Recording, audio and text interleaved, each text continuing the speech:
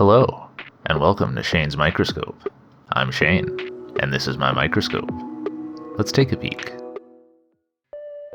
Birdbath B may be frozen solid, but I've still got the sample I collected last time. It's been warming up for 14 days in my house. I figure that may have resulted in a slight change in microbial population. So I put some of that water on a slide, made sure to get some sediment, and threw on a cover slip.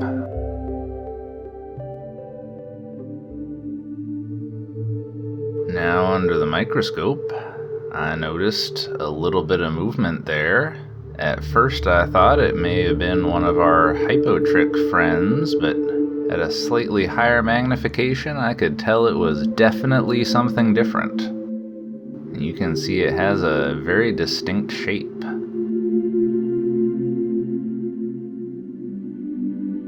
And now under high magnification, it looks like this is a chilodonellid. I had a lot of difficulty finding a clear etymology on this one, but the best I can figure based on just looking at the parts of the word myself is that it's possibly Greek chylos, lip, and odon, tooth.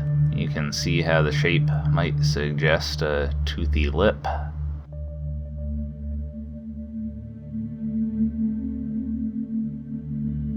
And here I noticed, while I saw this interesting orb, that there was a party of these guys.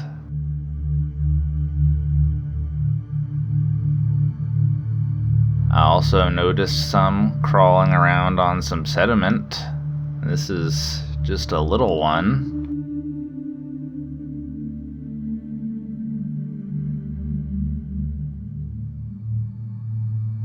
And then a slightly larger one makes an appearance, and I just froze it there so we could get a quick look at some of those cilia.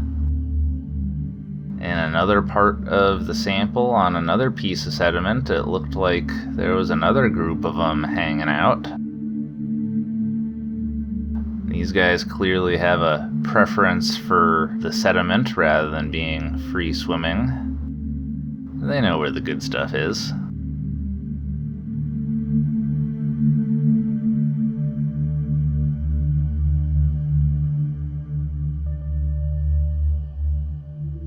And as I continued to watch this one, I noticed there was a paratrick right there. That's from the Greek peri, around, and thrix for hair.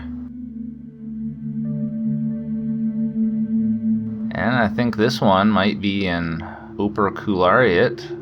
Oh, there it goes. Very cool watching it return to operation after being disturbed there. Anyway, opercularia, if you recall, is Latin for covered with a lid. And I also noticed near that paratrick we had this interesting sphere. Don't know quite what this is, but it might be some kind of pollen or something. On another piece of sediment, I noticed something near it. Zooming in a little, looks like that's another paratrick. You can really see those cilia just, disturbed by something. Returning to operation. Anyway, you can really see those cilia going, especially under dark field, because the dark field really highlights any particles between the light source and the objective. You can see those cilia are really stirring up the water around it, bringing things in for it to eat.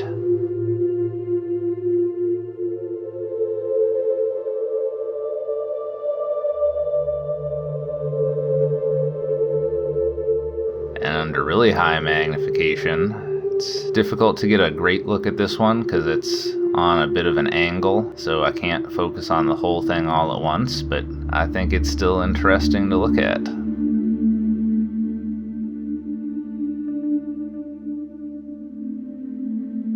And we do have one of our classic hypotrick friends. That's Greek for under hair. In this well warmed up sample, you can tell that it's got a lot of energy moving really fast this way and that.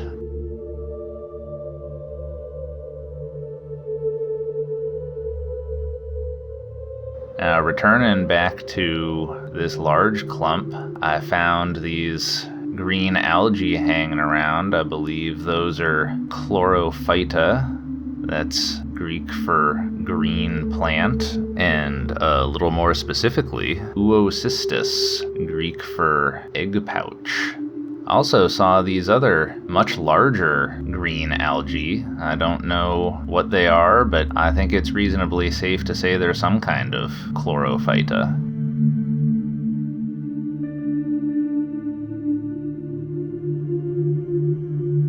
And then I noticed this little orb.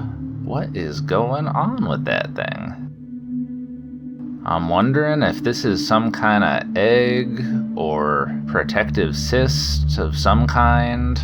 I don't know, but I watched it for about an hour and it kept twirling around like this the whole time with no apparent change. So whatever it's doing, it likes what it's doing.